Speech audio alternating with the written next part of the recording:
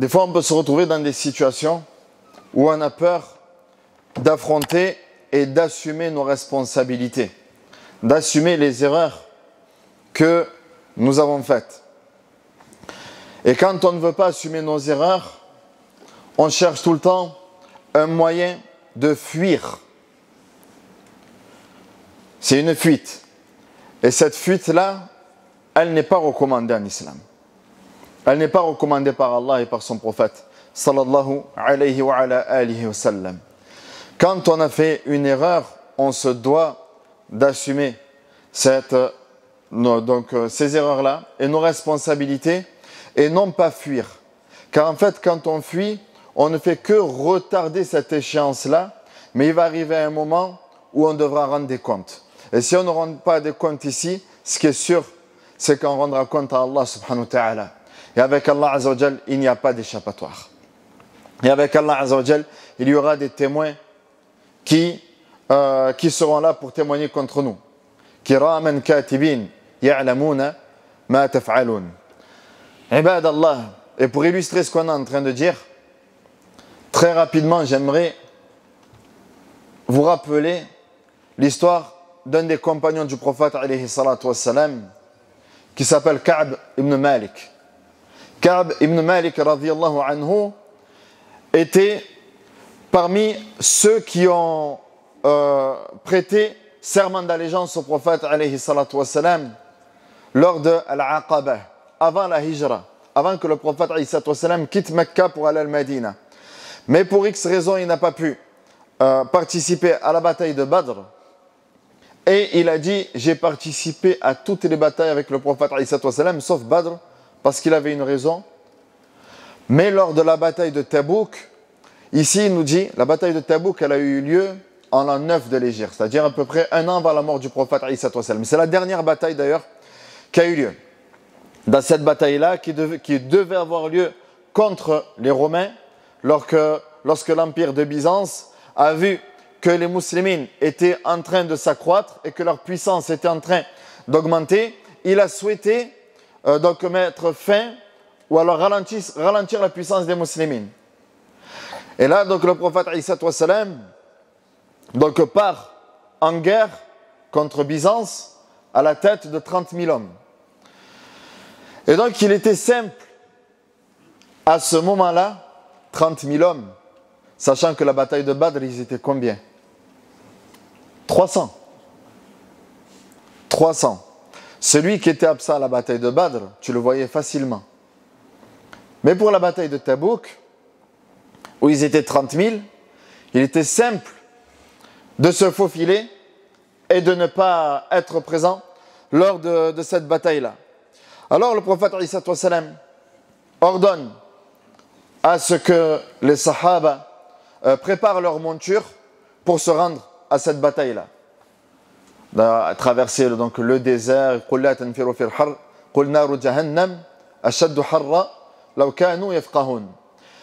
Al-Muhim, donc ils entreprennent le chemin. Ka'b, ici qui est au plus haut de sa force. Et en termes de richesse, il a dit, je n'ai jamais été aussi riche et aussi fort qu'à ce moment-là.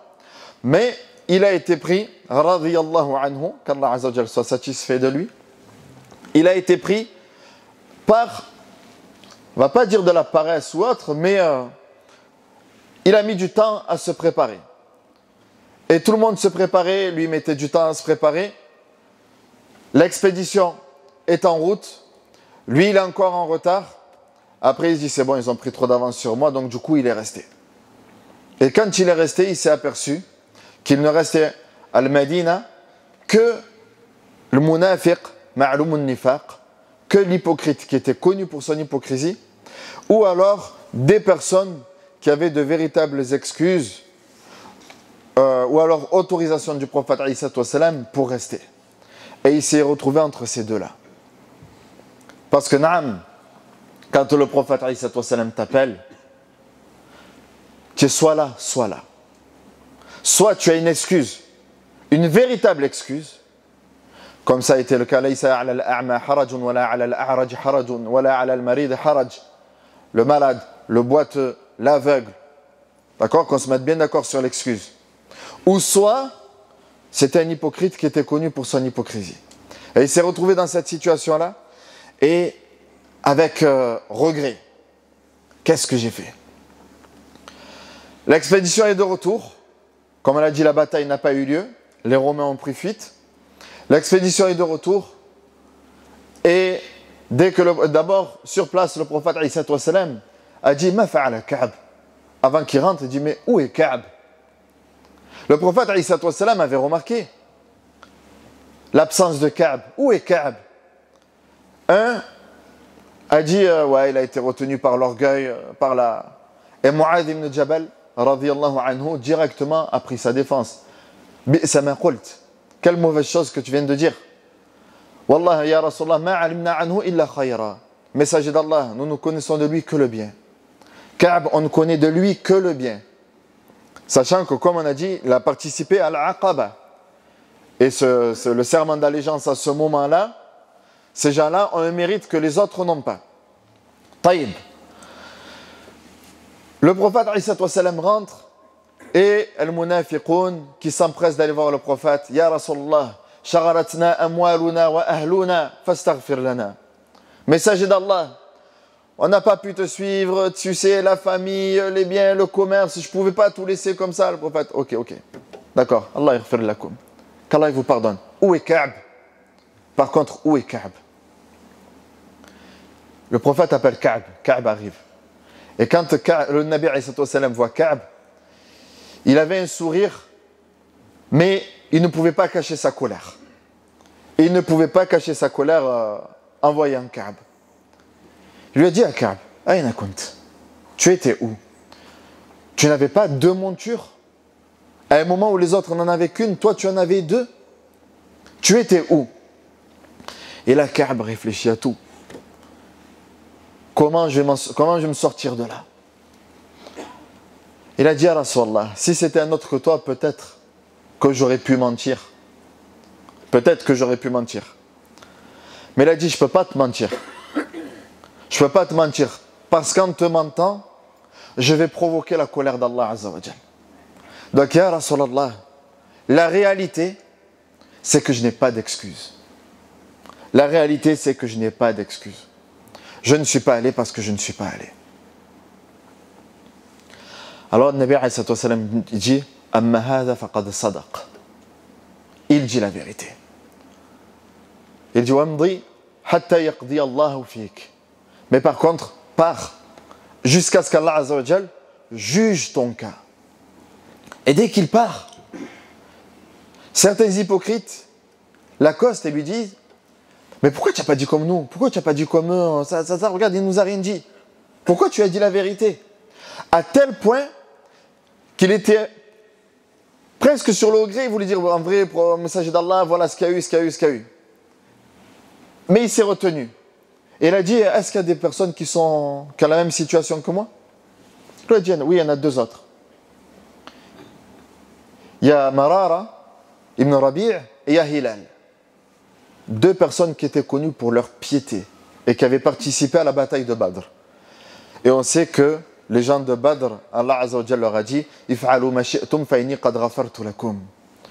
Allah Azza wa Jal s'est adressé aux gens de Badr et leur a dit faites ce que vous voulez, je vous ai tout pardonné. Alors, il a été réconforté dans quel sens? Pas dans le sens ah, si eux ils sont pieux, ils ont fait ça, ça veut dire que c'est bon. Non, pas ça, c'est nous, on pense comme ça. Dans le sens, ils sont restés sur la voie droite. Ils n'ont pas menti au prophète, eux aussi. Et donc, ça l'a encouragé. Et ça, on peut s'arrêter là-dessus. Tu vois, quand tu as beaucoup de personnes qui font le haram, mais pourquoi tu n'as pas fait comme nous? Tu sais, quand on ment sur plein de trucs. Hein, et on ment, on dit, ouais, mais fais comme ça, regarde, tout le monde le fait. Tout le monde le fait. Et lui, normal, c'est un homme, il est un peu pris par la situation, mais qu'est-ce que je fais? Ouais, c'est vrai, j'aurais peut-être dû faire ça. Après, on dit, regarde, il y en a deux autres, par contre, eux, ils sont restés. Ils ne sont pas partis. Le prophète, les a blâmés également. Et ils sont retournés chez eux en pleurant leurs péchés. Et ils sont retournés donc chez eux en pleurant leurs péchés. Et pendant ce temps-là, donc le temps qu'Allah Azza wa Jal révèle à son sort ou alors sur son sujet, le prophète a ordonné aux gens de Médine de les boycotter tous les trois. Personne ne leur parle. Jusqu'à ce qu'Allah révèle sur leur sujet. Donc personne ne leur parle. Et Ka'b, c'était le plus jeune des trois. Il était le plus jeune des trois. Et il allait dans les marchés. Et quand il allait au marché et qu'il saluait, personne ne lui rendait le salam. C'était un moment très dur pour lui. C'était quelque chose de très difficile à supporter. Quand il allait à la mosquée et qu'il voyait le prophète, il dit salam alaikum. Et il regardait du coin de l'œil, est-ce que les lèvres du prophète ont bougé, oui ou non? Tellement, est-ce que le prophète au moins a répondu à mon salam, oui ou non? Et il priait. Quand il priait, il voyait que le prophète était en train de l'observer. Mais lorsque lui voulait observer le prophète, il essayait de lui voler un regard. C'était pas possible. Le prophète se détournait de lui. Imagine-toi, Nabi qui se détourne, qui ne veut pas te parler. C'était difficile encore pour lui. Son cousin, Abu Qatada, c'était, on va dire, son meilleur ami, son sahab, comme on dit. C'était son cousin. C'était la personne avec qui il restait tout le temps. À chaque fois qu'il allait chez lui, il allait par-dessus chez lui, il grimpait le muret et il lui parlait. Et là, il a fait la même chose. Abu Qatada, salam alaikum. Et il n'y a pas répondu. Son cousin, donc là, il ne lui répond pas. Il lui dit, Abu Qatada, toi, je peux te parler quand même. Tu sais que j'aime Allah et son prophète. Et il ne lui répond pas. Il lui dit, je t'en supplie, écoute-moi. Tu sais que j'aime Allah et son prophète. Il ne lui répond pas. Il lui dit, tu sais que j'aime Allah et son prophète. Son cousin lui répond, Allahu a'lam. Et là, il repart en pleurant. Là, il repart en pleurant. Ça, il sait que là, il se sent vraiment, vraiment tout seul. Et quand il est dans cette situation-là, il reçoit donc une délégation du Sham, une délégation chrétienne. On lui indique où est Ka'b, parce que Ka'b c'était une personne importante. On lui dit il habite dans tel et tel endroit. On va le voir, donc on lui laisse une missive dans laquelle donc le roi chrétien l'appelle. Lui dit Allah Azza wa Jal ne t'a pas dit de supporter cette humiliation-là que tu es en train de supporter. Il a dit viens chez nous. Viens chez nous. Viens chez nous et tu auras ça, tu auras ci, tu auras ça, tu auras tel rang et tout ça en échange de, entre guillemets, on te mettra bien. Viens chez nous, on te mettra bien. Donc là, regardez, Abdallah, il est rejeté. Il est rejeté. Il va voir le prophète, il ne calcule pas. L'autre, son cousin, il ne le calcule pas. Personne ne le calcule. Et il est rejeté. Et on pourrait dire, nous, on aurait dit quoi? Nous, foi Allahu A'lam, on aurait dit, attends, tout ce que j'ai fait ça, j'ai fait le bay' al-aqaba, j'ai ça. Et maintenant, c'est comme ça, comme le rang. Et là, donc, tu as quelqu'un qui vient et te dit, allez, vas-y.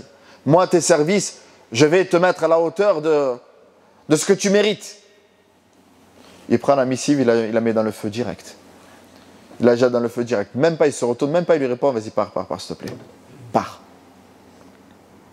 Mais c'est pas fini. Donc, pars, normalement, on vient, on te félicite. Ah, mashallah, tu n'as pas tourné le dos au moment où le prophète, et là, on a 40 jours. Personne ne lui parle. Le prophète, ordonne à leurs épouses de quitter les lieux. Vous ne restez plus avec vos époux. Vous quittez les lieux. Et alors, Sallallahu, dois-je la divorcer? On vient, on lui a dit, il a dit donc, à l'intermédiaire, est-ce que je dois la divorcer? Non, juste tu t'écartes des lieux. Elle s'écarte des lieux et c'est tout. Et la femme de Hilal va voir quand même le prophète, elle dit, ah Rasulallah, Hilal c'est un homme vieux. Parenthèse, un homme vieux, mais qui n'est pas parti à l'expédition du prophète, alayhi salatu wassalam. Ça nous remet en question, nous, la jeunesse. Bon, parenthèse, parce que là, peut-être la semaine prochaine, sinon je ne suis pas là, on va dire, ouais, le Moualim, il appelle. Donc, on se calme. Hein? Donc, tous les espions qui sont là et tout ça, ne dites pas ce que je n'ai pas dit. Bon, je disais, les vieux, donc, il était vieux, et le prophète, alayhi salatu wassalam, l'a quand même blâmé. Par rapport à ça. Et elle lui dit, bon, ok, tu restes, mais rien, pas de kalam, rien du tout avec lui. Donc là, il reste. Et il se retrouve, Ka'b, vraiment dans la situation qui a été écrite dans le Coran. وَضَاقَتْ عَلَيْهِمُ الْأَرْضُ بِمَا رَحُبَتْ. La terre, elle leur paraissait tellement étroite qu'ils n'arrivaient même plus à trouver leur place. Ils ne trouvaient plus leur place sur terre. Jusqu'à ce qu'il se réveille le matin à Subh. Il fait la prière de l'Fajr. Et il entend de loin Ya Ka'b ibn Malik, Abshir. Ya Ka'b, accueille cette grande nouvelle. Laqad taba Allahu alayk. Allah Azza wa Jal a accepté ton repentir. Allah Jalla wa Ala a accepté ton repentir. Laqad radiya Allahu ank. Allah subhanahu wa ta'ala est satisfait de toi. Ya Allah. Allah il a révélé une sourate qui récitait jusqu'à Yawm al-Qiyamah, dans laquelle des versets dans lesquels ils sont restés jusqu'à Yawm al-Qiyamah, dans lesquels on mentionne que Ka'b ibn Malik, Allah Azza wa Jal est satisfait de lui. La ilaha illallah. Et dès qu'il entend ça, qala fakharartu sajida. Je suis tombé prosterné, en pleurant et en remerciant Allah subhanahu wa ta'ala d'avoir accepté mon repentir, d'avoir accepté mon pardon. Et la suite du verset, c'est quoi? Ya ayyuhalladhina amanu taqullah wa kunu ma'as sadiqin. Ô vous qui croyez, craignez Allah et soyez du nombre des véridiques, c'est-à-dire ne mentez jamais. Écoutons le verset. Allah subhanahu wa ta'ala nous dit لقد تاب الله على النبي والمهاجرين والأنصار الذين اتبعوه في ساعة العسرة من بعد ما كاد يزيغ قلوب فريق منهم ثم تاب عليهم إنه بهم رؤوف رحيم. Allah a certes accueilli le repentir du prophète, des muhajirin et des ansar, des gens de Médine, et ceux qui les ont suivis dans ce moment-là difficile, alors qu'un groupe d'entre eux était sur le point de dévier. Mais Allah a accueilli leur repentir, car Allah est compatissant et miséricordieux à leur égard. Et aux trois qui sont restés en arrière. وعلى الثلاثة الذين خلفوا حتى ضاقت عليهم الأرض بما رحبت وضاقت عليهم أنفسهم وظنوا أن لا ملجأ من الله إلا إليه. Et aux trois donc qui sont restés en arrière, si bien que toute vaste que la terre, elle leur est parue exiguë, étroite. Ils ne trouvaient plus leur place. Et ils ne trouvaient même plus leur place dans leur propre personne. En eux-mêmes, ils se faisaient tellement petits que ça, ils n'arrivaient plus à se mettre plus petits que ça. Et ils pensaient qu'il n'y avait d'autre refuge d'Allah qu'auprès de lui. Tu ne peux pas te réfugier de la colère d'Allah si ce n'est en te dirigeant vers la satisfaction d'Allah subhanahu wa ta'ala. وَظَنُّوا أَنْ لَا مَلْجَأَ مِنَ اللَّهِ إِلَّا إِلَيْهِ ثُمَّ تَابَ عَلَيْهِمْ لِيَتُوبُوا. Et Allah a accepté leur repentir afin qu'ils reviennent vers lui. إِنَّ اللَّهَ هُوَ التَّوَّابُ الرَّحِيمُ. Car Allah c'est lui at-Tawwab, celui qui accueille le repentir, et Rahim, celui qui fait miséricorde.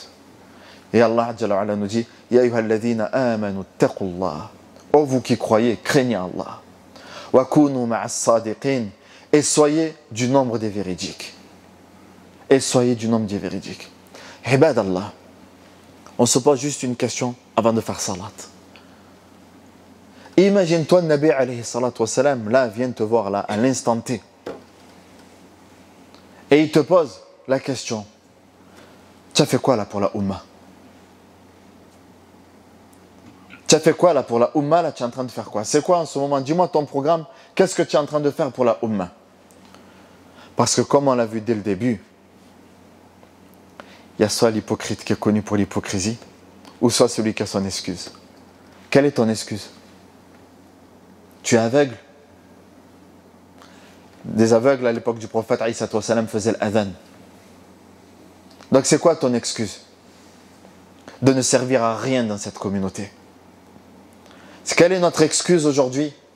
D'être je ne sais combien de milliers à assister au Jumu'ah, de venir d'être des consommateurs de l'islam, après on repart, et on ne se pose même pas la question, bon, qu'est-ce que je dois faire moi pour la Ummah? Parce qu'on est soit là, soit là. C'est tout. Donc choisis ta place. فالله عز وجل نسأل أن يرزقنا الصدق والإخلاص في القول والعمل.